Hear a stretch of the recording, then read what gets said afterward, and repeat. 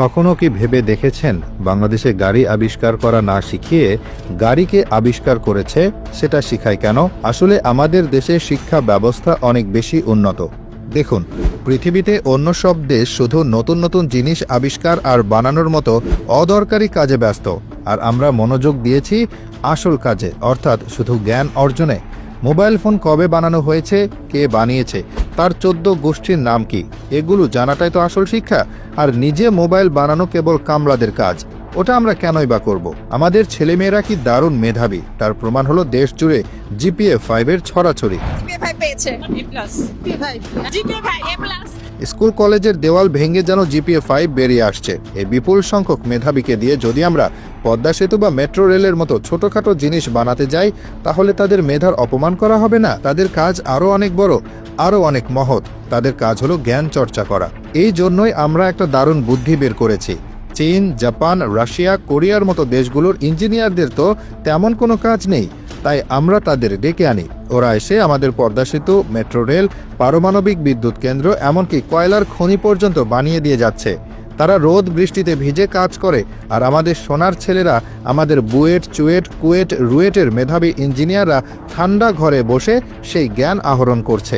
এটাই স্মার্টনেস। ওরা বানাবে আর আমরা শিখব। ভাবুন একবার, আমাদের ইঞ্জিনিয়ারদের কি পরিমাণ পড়তে হয়।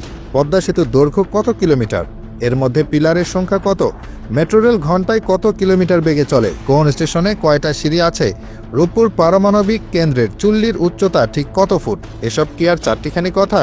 জাপানি ইঞ্জিনিয়ার হয়তো মেট্রো রেল বানাতে জানে, কিন্তু তাকে যদি জিজ্ঞেস করা হয় ঢাকার কোন কোন এলাকার উপর দিয়ে এটা গেছে, সে কি এটা মুখস্থ বলতে পারবে? পারবে না। কিন্তু আমাদের বিসিএস পরীক্ষার্থীরা পারবে। এটাই হলো জ্ঞানের গভীরতা। বিদেশি ইঞ্জিনিয়াররা কাজ করে তাদের দেশে ফিরে যায়, কিন্তু তাদের তৈরি করা স্থাপনাগুলো আমাদের জন্য জ্ঞানের এক অফুরন্ত ভাণ্ডার হয়ে থাকে।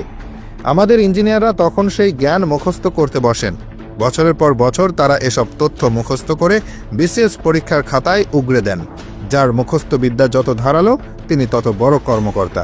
দেশের সেবা করার এর চেয়ে ভালো উপায় আর কি হতে পারে? এদেশে একজন ইঞ্জিনিয়ারের কাজ তো ইট সিমেন্ট নিয়ে নয়, তার কাজ হলো ফাইল নিয়ে। আর ফাইলের ভেতরে তো আর ব্রিজ বা রাস্তা থাকে না, থাকে ব্রিজের দৈর্ঘ্য আর রাস্তার প্রস্থের হিসাব। এই চমৎকার ব্যবস্থার সবচেয়ে সুন্দর ফলাফলটা তো এখনও বলাই হয়নি। বিদেশি ইঞ্জিনিয়াররা কাজ করে, তাদের বিল নিয়ে চলে যায়, কিন্তু এরপর সেই স্থাপনা রক্ষণাবেক্ষণের জন্য, নতুন কোনো যন্ত্র কেনার জন্য যে বিশাল অঙ্কের লেনদেন হয়, সেখান থেকে আমাদের শিক্ষিত মেধাবীরা সামান্য পার্সেন্টেজ তো পেতেই পারেন। দিনরাত এক করে পদ্মা সেতুর পিলারের সংখ্যা মুখস্থ করা কি মুখের কথা? এই পার্সেন্টেজটাই তো সেই কঠোর পরিশ্রমের আসল স্বীকৃতি।